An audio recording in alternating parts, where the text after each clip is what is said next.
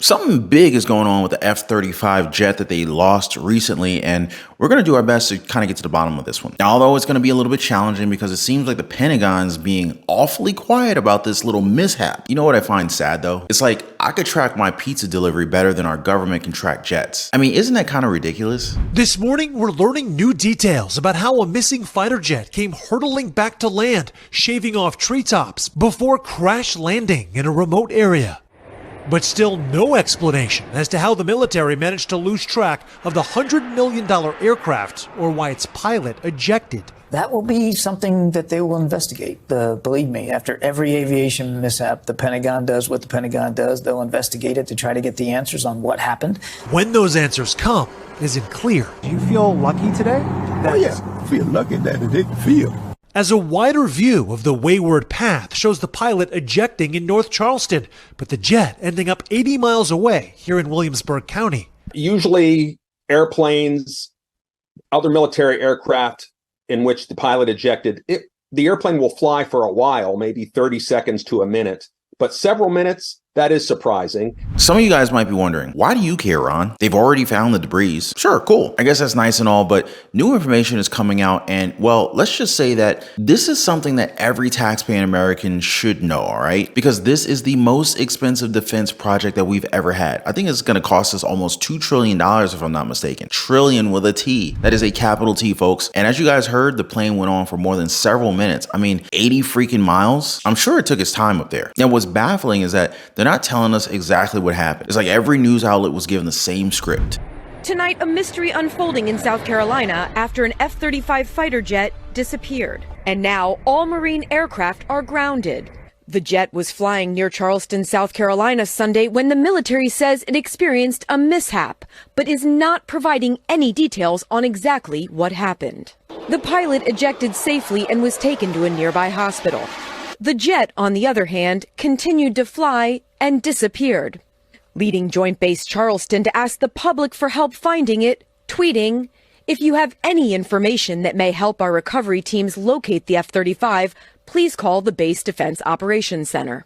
Officials are focusing around 2 lakes north of the base near its last known location. My understanding is the transponder malfunctioned, and that was an issue. We don't know why the pilot ejected. Obviously, we'll get answers to that at a later time. Transponder, huh? Now, I'm no expert, but as far as I read, it's part of an aircraft that provides them with communication with ATCs or air traffic control.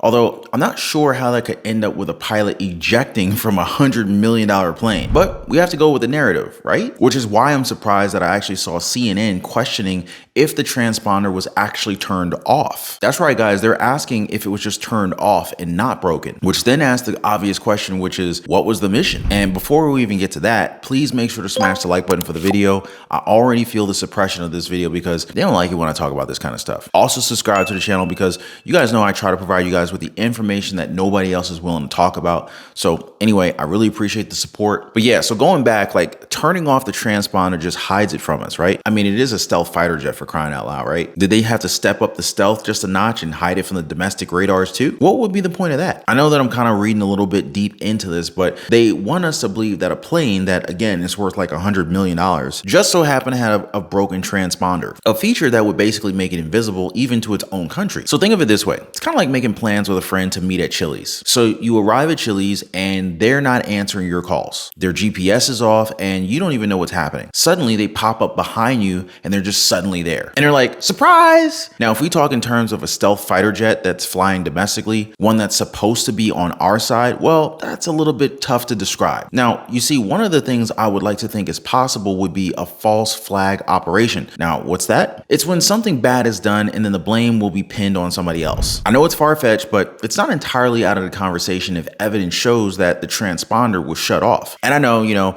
I can imagine the comments already. Here's Ron with some more conspiracy theories. He's just trying to scare us. He's just trying to pump fear. Dislike, unsubscribe, you would be surprised by just how much more terrifying reality is from fiction. And just to prove how this entire transponder alibi is not adding up, did you guys know that the F-35 jet has the capability to communicate data to South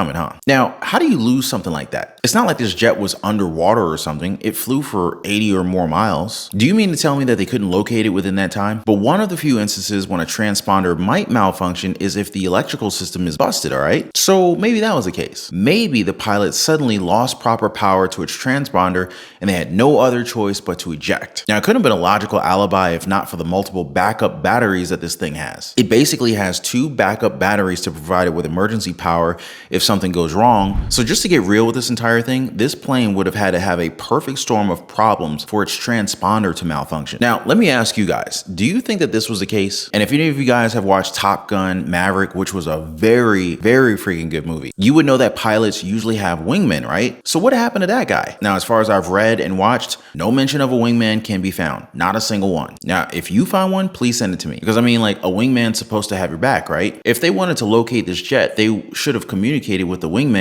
who I assume would have had a working transponder, right? A wingman who probably had the capability to either track or destroy one of our jets if it went out of control. I guess they can say that this is the best case scenario since no one was hurt, but what if the jet veered towards civilians? What if it went into a populated area, right? And since we're laying it heavy on theories and whatnot, this jet has satellite communication capabilities, right? So what if, and this is just a huge what if, right?